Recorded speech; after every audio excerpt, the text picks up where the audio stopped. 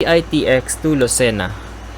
May ilang mga bus ang bumabiyahe mula PITX papuntang Lucena, kabilang na dito ang N de la Rosa, JAM, DLTB, na dumediretso ng Talipan. So tignan natin ang mga ruta mula PITX papuntang Lucena. So mula PITX papuntang Lucena, ang pinakamaagang trip ay mula alas 4 ng umaga, Jamliner o di kaya LLI, at aabutin ng hanggang alas 9 ang mga bus na papuntang Lucena.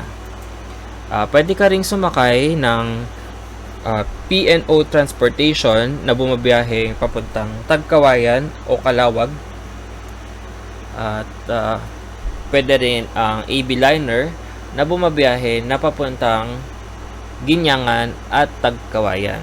So, ang pinakahuling biyahe sa PITX na papuntang Lucena ay alas 9 ng gabi.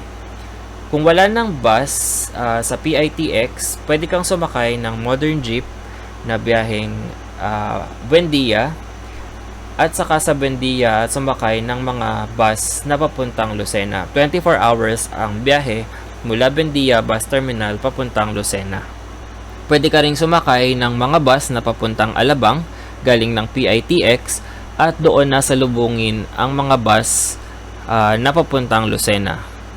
Yan, nasa 310 pesos ang pamasahe mula PITX papuntang Lucena, at aabutin ng 3 oras ang biyahe. Depende sa traffic sa may Santo Tomas hanggang San Pablo. Next question.